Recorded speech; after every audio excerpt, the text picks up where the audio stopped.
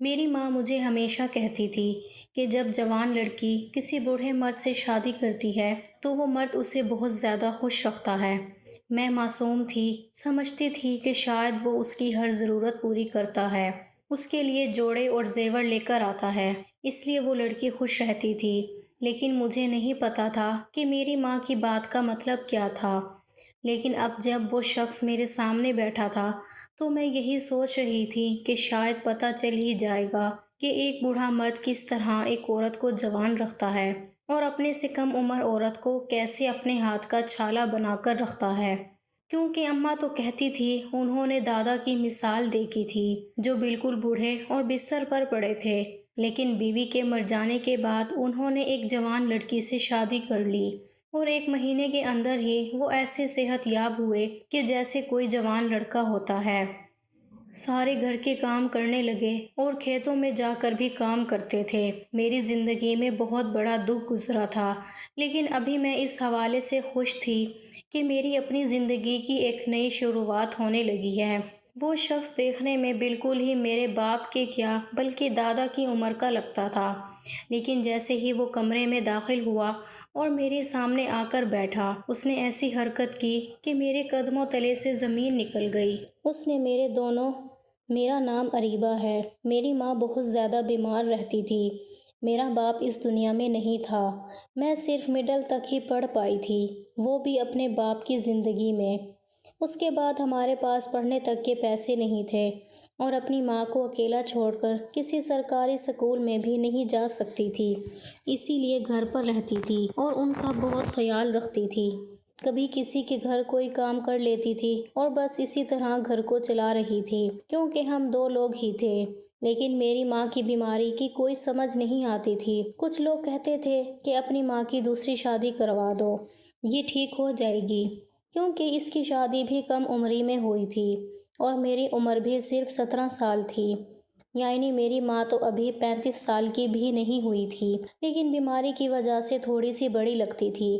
میں نے امی سے کہا کہ لوگ ایسا کیوں کہتے ہیں، عورت کی شادی کروا دو تو ٹھیک ہو جاتی ہے۔ ایک عورت نے یہاں تک کہا کہ کوئی مسئلہ نہیں، یہ جان بوجھ کر اس طرح ہی کر رہی ہے تاکہ اس کی شادی کروا دی جائے، ورنہ ایسی بھی کون سی بیماری جس میں انسان کی طبیعت اچانک سے اتنی خراب ہو جائے جبکہ آگے پیچھے وہ بالکل ٹھیک رہتا ہے۔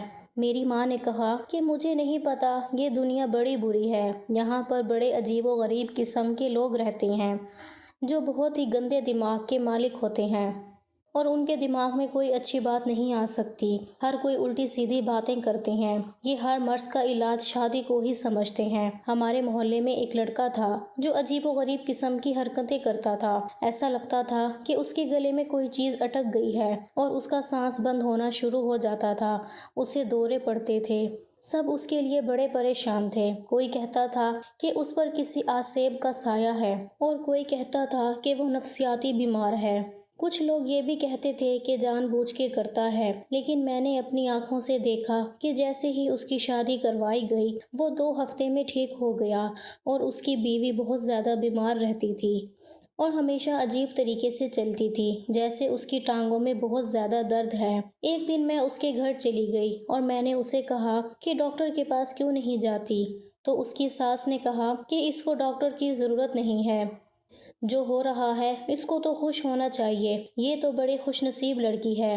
مجھے اس کی بات بھی سمجھ نہ آئی تھی۔ میں نے اپنی ماں سے پوچھا تو میری ماں نے کہا کہ ابھی تیری عمر نہیں ساری باتوں کی، تو چپ رہا کر، ایسے معاملات میں نہ بولا کر، شادی شدہ لوگوں کے اپنے معاملات ہوتے ہیں، ان سے سیدھے سوال جواب نہیں کرتے، جب تیری شادی ہو جائے گی تو تجھے سب کچھ پتہ چل جائے گا۔ مجھے تو یہ سمجھ نہیں آتی تھی کہ شادی کے بارے میں لوگوں کے اس قسم کے خیالات کیوں تھے۔ کچھ لوگ شادی کو بہت جنت کہتے تھے اور کچھ لوگ کہتے تھے کہ شادی ایک عذاب ہے اور عورت پر بہت بڑا ظلم ہے۔ خیر مجھے تو شادی نہیں کرنی تھی، میری فکر کا مرکز صرف میری ماں تھی جس کی طبیعت دن بدن خراب ہوتی جا رہی تھی۔ ایک دن مجھے بچوں کو پڑھانے کے وقت پیسے ملے تو میں اپنی ماں کو ہسپتال میں لے گئی۔ ان لوگوں نے کہا کہ آپ کی ماں کو بہت جان لیوا بیماری ہے، کوئی پتہ نہیں کہ کب ان کی زندگی خطرے میں پڑ جائے۔ دوائی شروع کروانی پڑے گی جو کہ بہت زیادہ مہنگی ہو سکتی ہے، اسی لیے آپ کو ہمت سے کام لینا ہوگا۔ انہوں نے مجھے دوائیاں لکھ کے دے دیں۔ گاؤں کا میڈیکل سٹور والا میرے بابا کا جاننے والا تھا۔ اس نے مجھے قرضے پر 1 ہفتے کی دوائی دے دی اور کہا کہ آہستہ آہستہ پیسے دیتی رہنا، نہیں تو اگلے ہفتے کی دوائی نہیں دوں گا۔ میں نے جب وہ دوائی اپنی ماں کو شروع کروائی تو میری ماں کو واقعی فرق پڑ گیا۔ وہ پہلے سے بہت بہتر ہو گئیں۔ اس کا مطلب تھا کہ شہر کے ڈاکٹر نے ٹھیک بتایا تھا۔ ان کو ایک بیماری تھی جس کا علاج شروع کر دیا گیا تھا، لیکن یہ دوائیاں بہت زیادہ مہنگی تھیں۔ پہلے ہی اپنے پاس اتنے پیسے تھے وہ سب دے دیے اور قرضہ بھی اٹھا لیا، پھر جا کر صرف 1 ہفتے کی دوائی آئی تھی۔ اب جا کر میں نے اپنی امی سے جھوٹ بولا تھا کہ دوائی اتنی مہنگی نہیں ہے۔ امی کی طبیعت پہلے سے بہت زیادہ بہتر ہو گئی تھی۔ وہ بہت زیادہ خوش ہو رہی تھیں اور کہہ رہی تھیں کہ تم نے میرا علاج کروا دیا، نہیں تو میں بستر پر پڑے پڑے مر جاتی، کیونکہ یہاں لوگوں کو پتہ ہی نہیں چلتا کہ بیماری کون سی ہے اور وہ علاج ہی نہیں کرواتے۔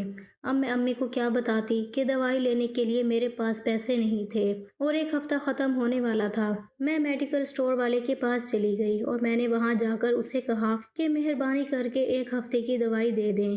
اس نے کہا تم نے ابھی پچھلے ہفتے کی دوائی کے پیسے نہیں دیے ہیں اور 1 ہفتے کی دوائی تمہیں اور دے دوں، تم نے پچھلے پیسے بھی نہیں دیے، کہاں سے دو گی تم پیسے؟ میں نے اس کی منت سماجت کرنا شروع کر دی۔ میری آنکھوں میں آنسو آ گئے۔ وہاں پر ایک آدمی کھڑا تھا جو میرے دادا کی عمر کا لگتا تھا۔ اس نے کہا کہ کیوں رو رہی ہو لڑکی؟ میں نے کہا یہ مسئلہ ہے، میں کیا کروں؟ آج کل اس ملک میں دوائیاں بھی اتنی زیادہ مہنگی ہو گئی ہیں، میری ماں مر جائے گی۔ اس نے کہا فکر نہیں کرو، اور میرے لیے میری ماں کی دوائیاں لے کر دی، جو پچھلے پیسے رہتے تھے وہ بھی دے دیے۔ میں حیران رہ گئی۔ میں نے کہا آپ نے میرے لیے اتنا کچھ کیوں کیا؟ اس نے کہا میں نے تمہاری مدد کی ہے، تمہیں مدد کی ضرورت ہے۔ میں نے کہا کہ پر میں آپ کے پیسے کیسے واپس کروں گی؟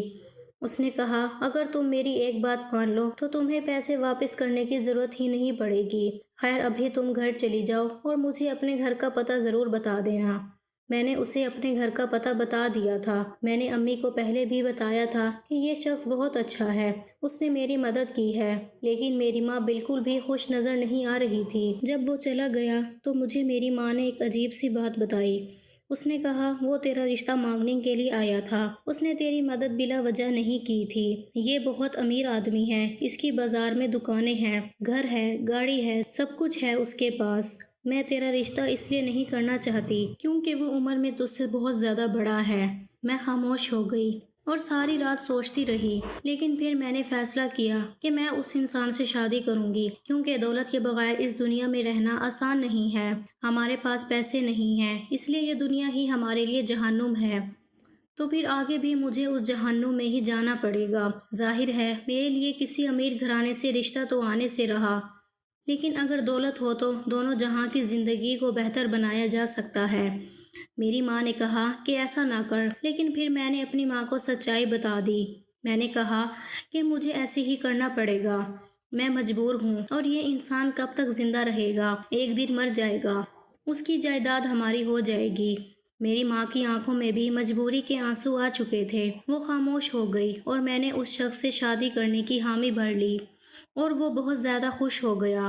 اس نے کہا کہ تم مجھے پہلی نظر میں ہی بہت اچھی لگی، تم بہت خوبصورت ہو۔ اس نے شادی کے تمام انتظامات پورے کیے، لیکن شادی بالکل بھی دھوم دھام سے نہ ہوئی، بس ایک نکاح کی رسم تھی جو ہمارے گھر میں بیٹھ کر ہوئی۔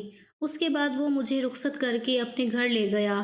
میری ماں بیمار تھی اور اکیلی تو نہیں رہ سکتی تھی، اس لیے اس نے میری ماں کے لیے ایک عورت کا انتظام کر دیا تھا جو میری ماں کا خیال رکھے گی اور گھر کے کام بھی کرے گی، ان کے لیے کھانا بھی بنائے گی۔ وہ بہت اچھی تھی۔ اس نے اسے کافی ساری تنخواہ پر رکھا تھا اور کہا تھا کہ غلطی کی گنجائش نہیں ہے، اگر تم نے کوئی غفلت کی تو مجھ سے برا کوئی نہیں ہوگا۔ میں دل ہی دل میں بہت خوش تھی۔ میری امی کہتی تھی بوڑھا انسان جوان لڑکی کو بہت زیادہ خوش رکھتا ہے اور اس کی بہت قدر کرتا ہے۔ دنیا میں بڑی بڑی خوبصورت عورتیں ہوتی ہیں، بہت پیاری ہوتی ہیں، لیکن جب ان کی شادی ان کے پسند کے مرد سے ہو جاتی ہے تو مرد ان کی قدر نہیں کرتا۔ لیکن کوئی بدصورت عورت بھی جب کسی دوسرے شخص کی بیوی بن جاتی ہے تو اس کا بہت خیال رکھتا ہے۔ ایسا تو میں نے پہلے دیکھا بھی تھا اور سنا بھی تھا، اس لیے میں بھی دل ہی دل میں خوش ضرور تھی کہ آج میری زندگی بدل جائے گی۔ وہ میرے کمرے میں آیا تو کچھ پریشان لگ رہا تھا۔ اس کے گھر میں بھی کوئی مہمان نہیں تھا، شاید اس نے کسی کو بھی نہیں بتایا تھا، اور نکاح میں جو گواہ موجود تھے وہ بھی اس کے دوست تھے جو میرے گھر سے ہی گھر چلے گئے۔ میں نے کہا کہ آپ پریشان لگ رہے ہیں، تو اس نے مجھے کہا کہ نہیں، پریشان نہیں ہوں، اور مجھے میری منہ دکھائی کا تحفہ دیا جو کہ ایک سونے کا سیٹ تھا اور اتنا بھاری کہ میں تو حیران رہ گئی۔ میں نے کہا اتنا مہنگا تحفہ دینے کی کیا ضرورت تھی؟ اس نے کہا کہ یہ تو تمہارے لیے ہے اور آج سے تم میرے لیے سب سے قیمتی ہو، پھر میں تمہیں دنیا کی سب سے قیمتی چیزیں لا کر دوں گا۔ میری خوشی کا ٹھکانہ نہیں تھا۔ میں نے کہا میری ماں کا بھی خیال رکھیں گے؟ اس نے کہا ہاں، تمہاری ماں کا بھی خیال رکھوں گا، تمہاری ماں بالکل ٹھیک ہو جائے گی۔ تمہیں پتہ ہے پہلے میں نے 3 عورتوں سے شادی کی ہے۔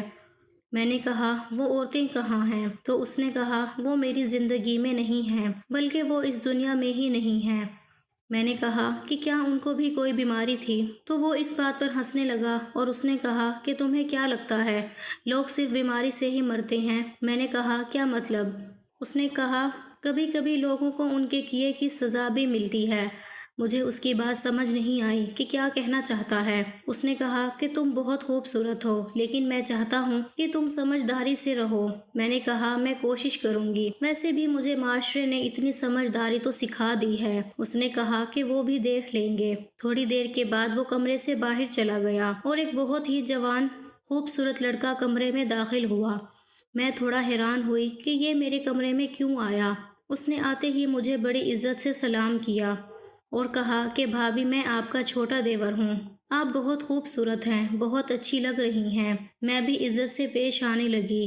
میں نے کہا یہ تو اس گھر کا فرد ہے، میرے شوہر کا بھائی ہے، تو مجھے اس کے ساتھ عزت سے پیش آنا چاہیے۔ اگر میں نے کوئی بدتمیزی کی اور ٹھیک سے پیش نہیں آؤں گی تو وہ یہی کہے گا کہ تم نے میرے بھائی کے ساتھ اس طرح سے بات کیوں کی۔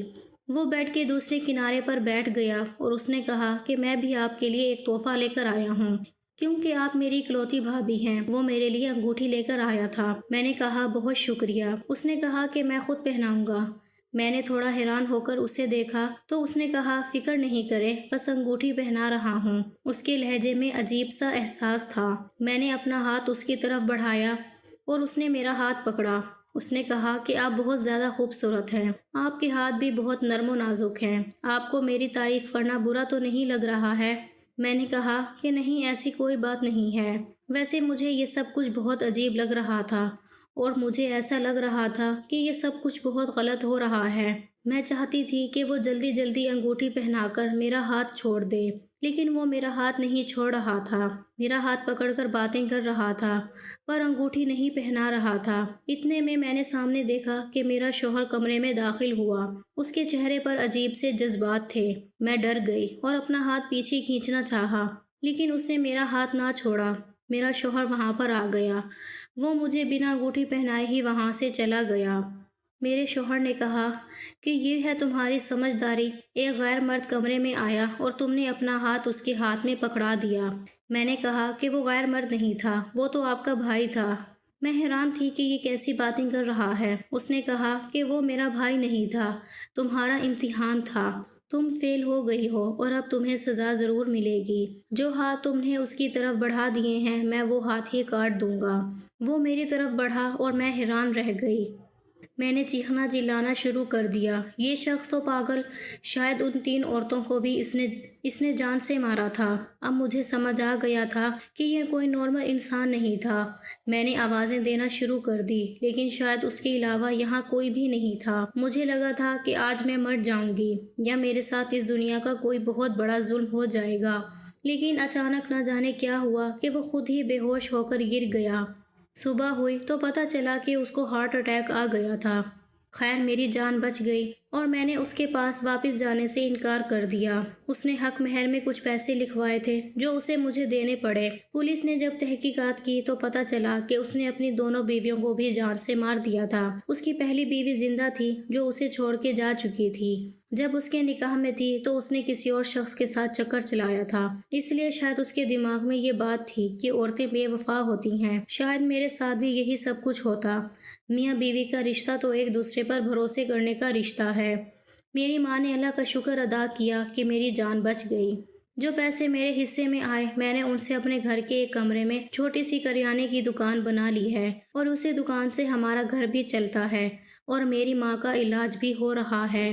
اللہ کا شکر ہے جس نے مجھے بچا لیا۔ ابھی بھی سوچتی ہوں تو ڈر جاتی ہوں کہ اگر وہاں سے نکل نہیں پاتی تو میرے ساتھ کیا ہوتا۔